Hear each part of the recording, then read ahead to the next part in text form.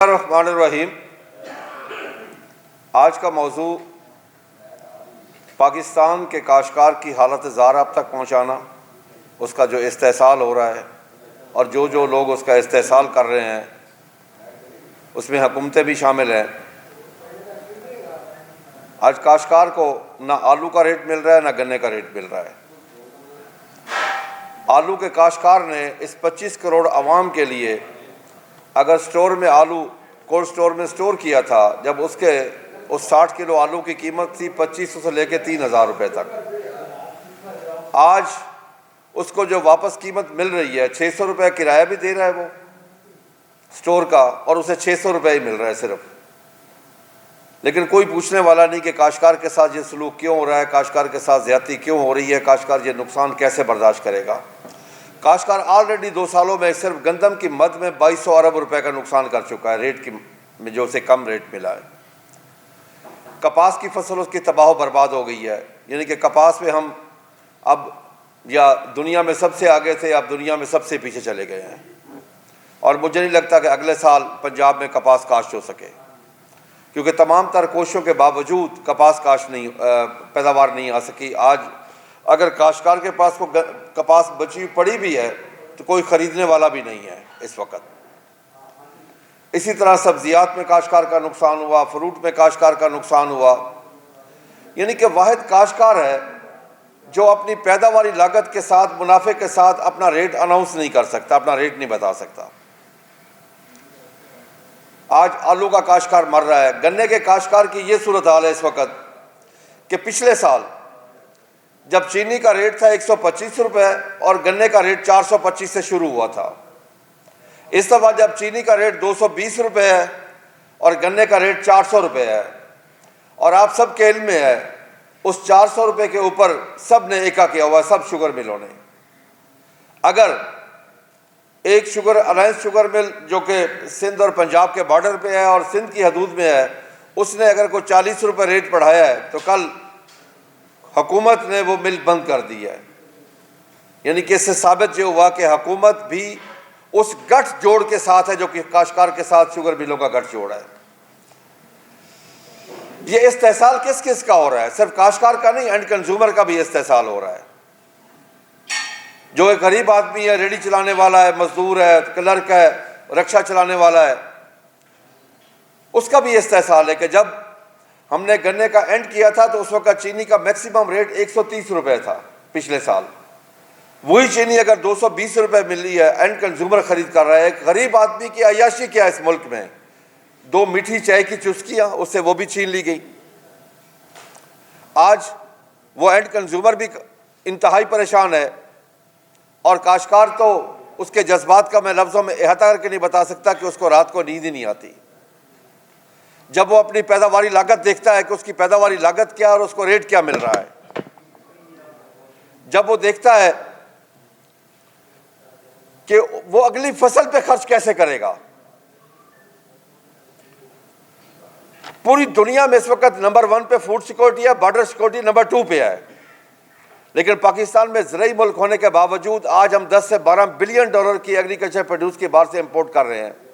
और उसकी वाहिद वजह हमारी पॉलिसियाँ, हमारी तरजीहात में ना ज़राअत है, ना पाकिस्तान है, ना पाकिस्तान की मईशत है, ना ये 25 करोड़ आवाम है। हमारी तरजीहात में ये 15 से 20 घराने हैं सिर्फ, जिनका मैं कह सकता हूँ पेट भर नहीं सकता, फट तो सकता है। आज वो लूट के खा गए हैं काश्तकारों को कि अगर उनकी काश्तकार की कॉस्ट ऑफ प्रोडक्शन तो देखें। क्या हुकूमत का ये फ़र्ज नहीं बनता कि अगर ये शुगर मिले काश्तकार को उसकी पैदावारी लागत से कम रेट दे रही हैं तो हुकूमत को चाहिए था वो इंटरवीन करती। लेकिन हुकूमत ने उस तरफ इंटरवीन नहीं किया। हुकूमत ने इस तरफ इंटरवीन ज़रूर किया कि उनकी चीनी एक्सपोर्ट करवाई, हुकूमत ने इजाज़त दी उस वक़्त, और एंड कंज्यूमर का इस्तेहसाल हुकूमत ने करवाया उस वक़्त। ये आज एक दौर में नहीं हुआ, पिछली पीटीआई की हुकूमत में भी हुआ। उस वक़्त भी एक्सपोर्ट हुई, उस वक़्त भी एंड कंज्यूमर भरा, अब भी एक्सपोर्ट हुई, अब भी एंड कंज्यूमर भरा। इसकी क्या वजह है? क्या ये सिर्फ यही घराने इस मुल्क के, बाकी 25 करोड़ आवाम इस मुल्क की नहीं है? क्या ये काश्तकार पाकिस्तानी और इंसान नहीं है? क्या इस काश्तकार के जीने का हक नहीं है? क्या काश्तकार के बच्चे नहीं हैं? क्या काश्तकार ने अपने बच्चों का इलाज नहीं करवाना, तालीम नहीं दिलवानी, कपड़े लेके नहीं देने, खुराक लेके नहीं देनी? काश्तकार ने अगली फसल पे खर्च नहीं करना? मैं आप तक तमाम फैक्ट्स एंड फिगर रखना चाहता हूं कि हमारी पैदावारी लागत क्या है। मैं उसमें एक एक चीज आपको बताना चाहता हूं कि 1 एकड़ पे हमारा खर्च क्या आता है, पैदावार क्या है और हमें फी मन क्या पड़ता है। अगर हम 1 एकड़ कमाद का काश्त करें, मिनिमम जो ठेका में पे करना पड़ता है वो 1.5 लाख रुपए है। जमीन की तैयारी 6 हल 9,000 रुपया, रूटावेटर 3,000 रुपया, लेजर करवाते हैं 2,500 रुपया 1 घंटा सिर्फ लेजर, वो भी चीजर मारते हैं 4,000 रुपया, खेल निकालते हैं बीज डालने के लिए 2,000 रुपया, डिस्क मारते हैं 2,000 रुपया, बीज जो डालते हैं कमाद का 48,000 रुपया। हम मिनिमम खर्चा लगा रहे हैं उसमें। इसी तरह जो आके लेबर उसको लगाती है 5,000 रुपये फी एकड़ में उसको देते हैं, फिर ब्लेड मारते हैं उसके ऊपर 1,000 रुपये उसके ऊपर खर्चा है। इसी तरीके 2 दफा हम उसमें दवाई डालते हैं, कोराजन या कोई और चीज, 6,000 रुपये उसका खर्चा है। इसी तरह स्प्रे करवाने की जो मजदूरी है 2,000 वो है जी। डीएपी खाद 2 बैग 30,000 रुपये, पोटाश 1 बैग 12,500 रुपये, खाद यूरिया 4 बैग हम डालते हैं 18,000 रुपया, खाद गवारा 7600 रुपये 2 बैग, पानी हम 16 लगाते हैं। मैंने 8 पानी लगाए हैं कि 8 हमने नहरी पानी से, 8 ट्यूबवेल से। जो 8 नहरी पानी से 32,000, जो ट्यूबवेल से 32,000 रुपये उसका खर्चा है। इसी तरह घास के ऊपर स्प्रे करते हैं 3,000 उसका खर्चा है, उसकी मजदूरी भी 500 रुपये है। इसी तरह जब हम इसकी कटाई करवाते हैं, कटाई, छिलाई और लोडिंग, ये 42 रुपये फी मन खर्चा। अगर 800 मन पैदावार है तो 33,600 रुपये वो खर्चा हो गया। इस तरह किराया आ गया, 24,000 रुपये एकड़ का मैं किराया पड़ता है 30 रुपये फी मन के हिसाब से। ये मैं मिनिमम लगा रहा हूं, मिनिमम। मुलाजिम की तनख्वाह पर एकड़ पे अगर हम डिवाइड करें तो तकरीबन 6 माह 2,000 रुपये हम उसकी लगा लेते हैं। जो पानी लगाता है, मजदूरी करता है, ये भी बहुत कम लगाई है मैंने। क्लोरोपेरीफास हम फ्लड करते हैं हॉपर वगैरह के लिए, 2,600 रुपये उसका खर्चा है। व्हाइट फ्लाई आती है जिसका ड्रोन से हम स्प्रे करते हैं, 1,200 रुपये खर्चा है। ड्रोन की मजदूरी 800 रुपये है। ये टोटल जो खर्चा जाके बना है 3,63,100 रुपया खर्चा है जी। हमारी जो एवरेज पैदावार है पंजाब की वो 650-700 मन है, मैंने 800 मन लगाई है। 453 रुपये फी मन हमारा खर्चा है जी, और हमें रेट 400 रुपये मिल रहा हो और रियासत और हुकूमत सो रही हो। क्या ये काश्तकारी नहीं है कि सुबह दोपहर शाम आप जो खाते हैं, जिसका उगाया हुआ आता है आपके पास, आपकी टेबल पे सजा होता है रोजाना, ये काश्तकारी मेहनत करता है। काश्तकारी साल के 365 दिन काम करता है, कोई छुट्टी भी नहीं है उसकी। सर्दी हो, गर्मी हो, कोहरा पड़े, रात की अंधेरी रातों में वो गंदम को पानी लगाता है, सख्त ठिठुरती रातों में वो पानी लगाता है। क्या उसके बदले उसका 25% मुनाफा उसका हक नहीं है? दुनिया क्या करती है? अब आप इंडियन काश्तकार को देख लें कि उसके साथ क्या सलूक होता है। इंडियन काश्तकार को पाकिस्तानी रुपीस में गन्ने का रेट मिल रहा है 550 रुपया, और उसकी कास्ट ऑफ प्रोडक्शन मुझसे 1/3 है। उसे डीएपी मिल रही है पाकिस्तानी रुपीस में 4 से 4,500 रुपए की, मुझे मिल रही है 15,000 रुपए की। उसे यूरिया मिल रही है पाकिस्तानी रुपीस में 884 रुपए की, मुझे मिल रही है 4,300 रुपए की। उसे बिजली मुफ्त मिल रही है, पेस्टिसाइड हाफ से कम रेट पे मिल रही है, डीजल हाफ से कम रेट पे मिल रहा है। उसका रेट है 550 रुपया और मुझे मिले 400 रुपया रेट मिले। यानी कि पैदावारी लागत का जुल्म भी मेरे ऊपर, और जब मेरी फसल है तो रेट का जुल्म भी मेरे ऊपर, काश्तकार के ऊपर। क्या उसे जीने का हक नहीं है? क्या वो पाकिस्तानी नहीं है? क्या वो इंसान नहीं है? क्या वो मुहब्बे वतन नहीं है? काश्तकार से बड़ा मुहब्बे वतन भी कोई नहीं है, क्योंकि काश्तकार अपनी जमीन का टुकड़ा उठा के किसी दूसरे मुल्क पे मुंतकिल नहीं कर सकता। उसका जीना पाकिस्तान में, मरना पाकिस्तान में, औलाद इधर, जदाद इधर, तालीम इधर, सेहत इधर, ईमान इधर, सैर व सियाहत इधर, कब्रिस्तान भी उसका इधर ही है। उसका जीना मरना पाकिस्तान के साथ है, पाकिस्तान की आवाम के साथ है। खुदा की कसम मैं खा के कहता हूं, हमने गंदम काश क्यों की है? हमने कर दिया गंदम काश, सिर्फ अल्लाह के खौफ से हमने गंदम काश की है कि कुदरत ने काशकार को नैब खुदा बनाया है कि अल्लाह का दिया हुआ रिस्क जमीन का सीना चीर के अल्लाह की मखलूक तक पहुंचाना है। यही वो वाहिद जज्बा था कि हमने गंदम काश की, वरना हमें कोई नजर नहीं आ रहा था कि हमें रेट मिलेगा, कुछ होगा। हमने 2 साल भी पहले नुकसान बर्दाश्त किया और जानबूझ के नुकसान हमें दिया गया है।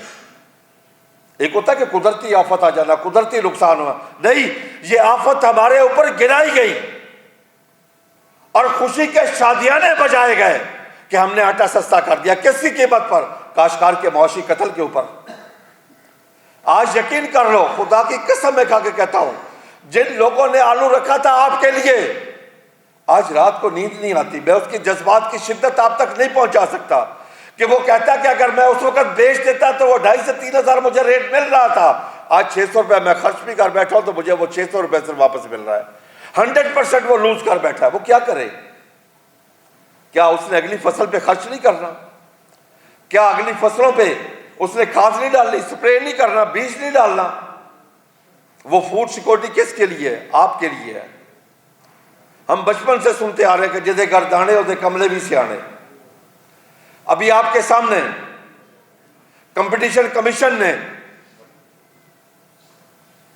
जो सुराग लगाया है कि शुगर मिलों ने एका किया है काश्तकार के खिलाफ, खुदा की कसम ये काश्तकार के खिलाफ नहीं है, पाकिस्तान की मईशत के खिलाफ है, पाकिस्तान की इस 25 करोड़ आवाम के खिलाफ है, जिनका हक था कि उनको पूरा साल 130 रुपए चीनी मिलती, उनको 220 रुपए मिली। और अगर ये 1 रुपए किलो रेट बढ़ाते हैं तो आपके ऊपर बोझ बनता है 1 रुपए किलो का 7 अरब 40 करोड़ रुपए बोझ बनता है। 7.4 मिलियन टन आपकी पैदावार है चीनी की, 7 अरब 40 करोड़ किलो बनते हैं, लेकिन कोई पूछने वाला नहीं है। काश्तकार ने तो गंदम जब बेची पिछले साल 3410 उसकी कास्ट ऑफ प्रोडक्शन थी, 2800 पे बेची, पर्चे हुए। इधर तो कोई कानून नहीं हरकत में नहीं आता इनके लिए। कानून बनता ही इनके लिए, कानून बनाता ही खुद है। आप लोगों को याद होगा कि 4 मई 2021 को एक और गठजोड़ हुआ था असेंबली में, जहां पे एक काश्तकार का मौशी कत्ल, एक शुगर केन एक्ट पास हुआ था जो अंदर टेबल ही नहीं हुआ, एमपीएस को नहीं पता, लेकिन काश्तकार का कत्ल हो गया उस वक्त कि शुगर केन के काश्तकार को बैंक ट्रांजैक्शन नहीं होगी ताकि कोई सबूत ना रहे। उनकी मर्जी शुगर मिलें चलाएं ना चलाएं, केन कमीशन के अख्तियारात खत्म। 30 जून तक वो पेमेंट किसी काश्तकार को ना करे तो काश्तकार किसी फोरम पे जाके, किसी कोर्ट पे जाके, कहीं जाके अपनी दरखास्त नहीं दे सकता था। ये सूरत हाल बनी थी उस वक्त। क्या वजह थी? उस वक्त ये सारे इकट्ठे थे, सबने ये मिलकर किया था। उसमें नून लीग भी शामिल थी, पीटीआई भी शामिल थी, काफ लीग भी शामिल थी, पीपल्स पार्टी भी शामिल थी। और आज भी जब इनका अपना मतलब हो उस वक्त ये यकमुश्त एकजान होते हैं। जब सदर इलेक्ट किया तो इकट्ठे नहीं थे, जब प्राइम मिनिस्टर इलेक्ट किया तो इकट्ठे नहीं थे, जब तनख्वाहें बढ़ाई तो इकट्ठे नहीं थे उस वक्त। वहां तो कोई आवाज नहीं उठी, खामोशी से अब आवाजें उठ रही हैं। एक सिंध से आवाज उठती है, एक पंजाब से आवाज उठती है कि वो काश्तकार को नुकसान दे गया, वो नुकसान। ओ भाइयों, खुदा की कसम, दोनों मिलकर काश्तकार को तबाह बर्बाद कर रहे हो उस वक्त। किसने रेट दिया काश्तकार को? शुगर मिले किसकी है? अगर आज ये काश्तकार मर गया, मुआशी तौर पे मर गया, तो ये मुल्क की फूड सिक्योरिटी रिस्क पे है। आज काश्तकार खुद भी और ये ज़राअत भी वेंटिलेटर पे है इस वक्त। हमें सिर्फ और सिर्फ क्या चाहिए? हम क्या मांग रहे हैं? हमारी डिमांड क्या है कि हर फसल में हो, चाहे आलू हो, गन्ना हो, कपास हो, गंदम हो, जो दुनिया का तरीक़ाकार है कि हमें पैदावारी लागत हमारी निकाली जाए और 25% मुनाफे के साथ हमें वो रेट दे दिया जाए। पूरी दुनिया में हर फसल की प्राइस कमीशन मुकर्रर होता है, इंडिपेंडेंट होता है वो, और उस प्राइस कमीशन का काम ही यही होता है कि साल 2 साल पहले वो रेट निकालता है। हमारे दुश्मन मुल्क इंडिया में जो हमने अब गंदम काश्त किए 25 में और 26 में हार्वेस्ट कर रहे हैं, उन्होंने उसका रेट दिया था अगस्त 2024 में। काश्तकार को रेट बता दिया था, ये आपकी कास्ट ऑफ प्रोडक्शन होगी और ये आपको रेट मिलेगा। लेकिन जहां हमें आखिरी वक्त तक, आखिरी दिन तक, हत्ता के मंडी जाके भी पता नहीं होता कि हमारी बोली क्या लगेगी, रेट क्या मिलेगा। अब काश्तकार क्या करे बेचारा? काश्तकार ही इस मुल्क को चला रहा है और काश्तकार ही भूखा मर रहा है। काश्तकार ही आपकी फूड सिक्योरिटी का जामिन है और उसकी कोई जमानत दे सकता है काश्तकार की, उसकी मईशत की, उसके बच्चों की एजुकेशन की, उसके बच्चों के इलाज की, कि क्या उसके बच्चे सही कपड़े, क्या उसका रहना सहना? जाके देहात में देखो सी छोटे काश्तकार के हालात क्या है इस वक्त। क्या उसे जीने का कोई हक नहीं है? क्या काश्तकार को मुफ्त और बर वक्त इंसाफ नहीं मिलना चाहिए? क्या आज हुकूमत को इस काश्तकार के साथ खड़ा नहीं होना चाहिए था, जबकि हुकूमत को पता है इस वक्त कि 400 रुपए में काश्तकार की पैदावारी लागत पूरी नहीं होती। हुकूमत को पता है कि काश्तकार का आलू मुफ्त में जा रहा है। क्यों खामोश है हुकूमत? इस वक्त तक न वफाक में न सुबह में एक मीटिंग काश्तकारों के साथ नहीं हुई, एक भी मीटिंग नहीं हुई। क्या काश्तकार पाकिस्तानी नहीं है? क्या काश्तकार इंसान नहीं है? क्या हम थर्ड दर्जे के शहरी है? मुल्क भी हम चलाएं, इसकी मैशत को बरकरार भी हम रखें, इसकी मैशत को बेहतर भी हम करें। और भाई आपके पास ज़राअत के अलावा और है क्या? आपने कहां तरक्की की? आप आईटी में गए? आज भी अगर 30-31 बिलियन डॉलर की एक्सपोर्ट में 20-21 बिलियन डॉलर तो आपकी सिर्फ कॉटन है। 4 बिलियन डॉलर का आप चावल एक्सपोर्ट करते हैं, 1-2 बिलियन डॉलर की और चीजें एक्सपोर्ट करते हैं, बाकी आपके पास बचता ही क्या है? यकीन करें, खुदा की कसम मैं खा के कहता हूं, इस वक्त ना हमारे घर के हालात ठीक है, ना हमारे खेत के हालात ठीक है, ना बच्चों की तालीम के हालात ठीक है, ना सेहत के हालात ठीक है, ना हम में ये पोजीशन है कि हम अगली फसलों पे खर्च कर सके। मैं आपको बताता चलूं, आज से कुछ साल पहले हम जो एक साल में जो हम डीएपी खर्च करते थे वो थी 24 लाख टन, अब हम आ गए 14 लाख टन पे। क्या हम बैलेंस यूज ऑफ फर्टिलाइजर अगर नहीं करेंगे तो क्या हम पैदावार बढ़ा सकते हैं? हर साल एक आबादी का तूफान आ रहा है, हम हर साल आबादी में एक नया न्यूजीलैंड या सिंगापुर ऐड कर रहे हैं। क्या उस हिसाब से हम अपनी एग्रीकल्चर की ग्रोथ ले रहे हैं? और एग्रीकल्चर की ग्रोथ कब हो सकती है? अगर हमें एक साल रेट मिला 3900, हमने आपको रिजल्ट दिया अगले साल ज़राअत की ग्रोथ थी 6.25। जब हमें रेट ना मिला तो पिछले साल की ग्रोथ -13.49 एग्रीकल्चर की, जो हुकूमत ने कहा कि 0.56 है, गलत है। वो लाइफ स्टॉक और फिशरीज को मिला के है।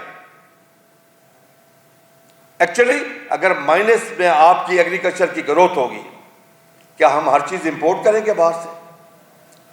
क्या गंदम का रेट ना देने से आपकी इंपोर्ट एक्सपोर्ट का क्या डेफिसिट आया?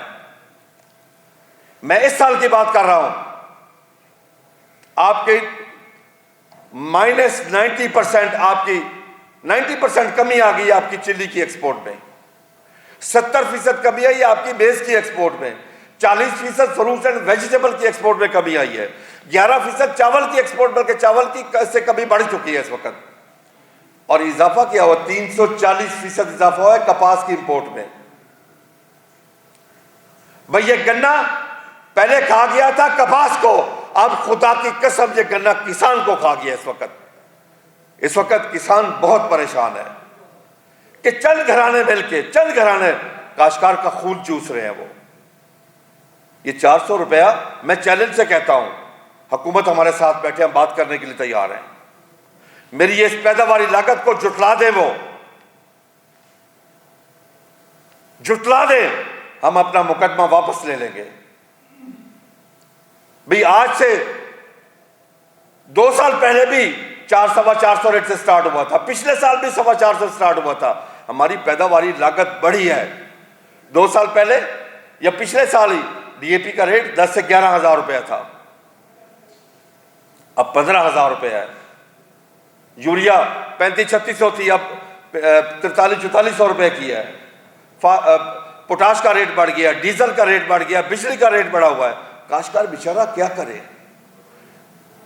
हत्ता कि यहां तक अब काश्तकार के ऊपर टैक्सेशन होने जा रही है। अगर कोई मुअस्सिस मुआशरा होता तो खुदा की कसम ये टैक्सेशन माइनस में होती। कहते काश्तकार तुम्हारा फी एकड़ ये बनता है, आके ले जाओ। क्या हुकूमत को नहीं पता कि काश्तकार को कपास में नुकसान हुआ है, गंदम में नुकसान हुआ है? पता है हुकूमत को, मानते हैं, अकेले बैठ के मानते हैं, लेकिन टीवी पे आके नहीं मानेंगे। वो टीवी पे आके कहेंगे हमने ट्रैक्टर दे दिया, किसान कार्ड दे दिया। भाई उसकी टोटल अमाउंट क्या बनती है? 100 अरब बन जाएगी, चंद काश्तकारों में तकसीम हुआ। मैं मैक्सिमम बात कर रहा हूं। जो किसान कार्ड है वो तो कर्ज है 6 माह का, लेकिन काश्तकार का नुकसान क्या हुआ? एक फसल गंदम में 2200 अरब रुपया। और अगर आज ये 600 की बजाय इस वक्त चीनी के हिसाब से रेट बनता है 800-850 रुपए रेट बनता है। अगर हम 600 की डिमांड कर रहे हैं, अगर 600 की बजाय ये 400 रुपए दे रहे हैं, तो सिंध और पंजाब में सिर्फ इसी मद में 634 अरब रुपए ये ज्यादा ले जाएगा। बाकी मुनाफा इनका अलग है। तो काश्तकार के साथ अच्छा सलूक नहीं हो रहा है इस वक्त। काश्तकार को मैं बार बार एक बात कर रहा हूं, मैं काश्तकार की परेशानी की, उसकी मायूसी की शिद्दत आप तक नहीं पहुंचा सकता कि उसके क्या हालात है इस वक्त। वो महसूस कर रहा है कि मुझे पाकिस्तानी और इंसान तस्लीम नहीं किया जा रहा। आज इस मुल्क के लिए ज़राअत पे काम करना इंतहाई जरूरी है। इस मुल्क में ज़राअत के ऊपर रिसर्च करना जरूरी है। हमने रिसर्च के इदारे भी तबाह कर दिए। रिसर्च का बजट ना होने के बराबर है। हमारा पाकिस्तान का रिसर्च का बजट क्या? एग्रीकल्चर की जीडीपी का 0.18। ब्राजील ने चंद सालों में क्यों तरक्की की है? एक ही वजह है, उसका रिसर्च का बजट 1.75 है, हमसे कई सौ गुना ज्यादा है उसका। लेकिन पाकिस्तान में रिसर्च तरजीहात में नहीं है। हमारे पास लैलपुर यूनिवर्सिटी, जिसको आप फैसलाबाद कहते हैं, जब लुधियाना बनी थी 60 की दहाई में, तो उन्होंने लैलपुर को मॉडल लिया था। आज वो फख्र महसूस करते हैं हम लैलपुर मॉडल हैं, लेकिन हमने लैलपुर के साथ क्या सलूक किया? रिसर्च और एक्सटेंशन ले ली, अलग कर दी। 2300 एकड़ जमीन है उसके पास, 2300 एकड़, लेकिन जब रिसर्च नहीं है तो क्या फायदा उस जमीन का? पूरी दुनिया में, दुनिया का कोई एक मुल्क ऐसा नहीं है जहां पे एग्रीकल्चर की रिसर्च यूनिवर्सिटियों के पास ना हो। हमने उसके अलग इदारे खड़े कर दिए। अगर हम अपने बच्चों को ट्रेन नहीं करेंगे, यूनिवर्सिटी के बच्चों को, अगर लड़का एमबीबीएस करता है, 7 अस्पताल में ट्रेनिंग लेता है वो, उसके बाद साल 2 साल हाउस जॉब करता है, तो जहां आपने कभी सुना कि एग्रीरियन की हाउस जॉब हो रही है? कहीं वो फार्म पे जाकर काम करेगा तो उसको मिलेगी, डिग्री मिलेगी। वो जाकर दवाइयां बेचता है, खाद बेचता है, और कोई काम उसे आता ही नहीं। जब वो हमारे पास आते हैं तो हमसे सीखते हैं, काश्तकारों से वो सीखते हैं। उन्हें पता ही नहीं होता कपास क्या है, गंदम क्या है, बरसीन क्या है, राया क्या है। उनको फसलों का पता ही नहीं होता, चावल का पौधा क्या है, क्योंकि उन्होंने प्रैक्टिकल अप्लाइड रिसर्च उन्होंने नहीं की होती। इस वक्त हमें मिलकर, मैं सबसे गुजारिश करता हूं, हुकूमत से गुजारिश करता हूं कि पूरी दुनिया में हुकूमत, अपोजिशन सब मिल बैठ के मईशत के ऊपर काम करते हैं और ज़राअत की बेहतरी के लिए काम करते हैं। हम चाहते हैं कि ये मुल्क तरक्की करे। हम चाहते हैं कि इस मुल्क में आज जो 10 से 12 बिलियन डॉलर की एग्रीकल्चर प्रोड्यूस के बाहर से इंपोर्ट कर रहे हैं, हमें एक ज़रा भर बाहर से इंपोर्ट ना करना पड़े, बल्कि हम यकीन कर रहे हैं पूरे मिडल ईस्ट को खिला सकते हैं। आज तुर्खम बॉर्डर बंद है, बंद बॉर्डर है, लेकिन काश्तकार की नींद खत्म हो चुकी है कि मेरा किन्नू आ रहा है, मेरा आलू आ रहा है, जो पिछला आलू पड़ा है, मैं क्या करूंगा? वजह एक ही है कि सिर्फ अफगानिस्तान नहीं हमारे लिए मार्केट है, पूरी दुनिया पड़ी है, बहुत बड़ी दुनिया है। हमने जो कमर्शियल अताशी लगाए हुए हैं वो भी सियासी बैठे हैं वहां पे। हमने टेक्निकल लोगों को जगह नहीं दी। चंगेज खान के हिस्टोरिकल वर्ल्ड है कि उसने कहा था कि मैंने पूरी लाइफ में एक दफा भी जुल्म नहीं किया। सुनने वाले हैरान शशदर रह गए कि जिसने खून के दरिया बहाए, लाशों के अंबार लगाए, खोपड़ियों के मीनार बनाए, वो कहता मैंने जुल्म नहीं किया। तो उसने तशरीह की कि मैंने पूरी लाइफ में कभी लाइफ के ऊपर नलायक नहीं बिठाया। तो वो कमर्शियल अताशी नलायक लोग हैं जो जाके पाकिस्तान की मार्केटिंग नहीं कर सकते।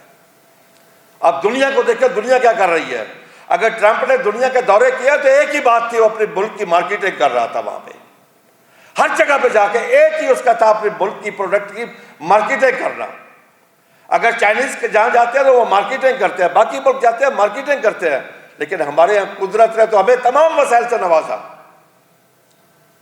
कराची से लेके पिशावर तक मैदानी इलाका हमारे पास है, 1500 किलोमीटर समंदर हमारे पास है, दरिया हमारे पास, जंगलात हमारे पास, चारों मौसम हमारे पास, थर हमारे पास, चुलिस्तान हमारे पास, रोही हमारे पास, रेगिस्तान हमारे पास। एक नहीं है तो एक विल नहीं है हमारे पास।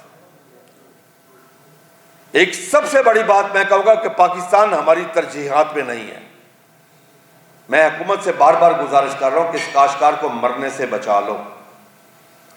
अगर ये ज़राअत छोड़ गया तो फिर ज़राअत नहीं होगी। मैं चौधरी जवान इकबाल साहब से गुजारिश करूंगा कि वो आलू के ऊपर, क्योंकि ये आलू के साहिवाल डिवीजन के बड़े फार्म काश्तकार हैं जी,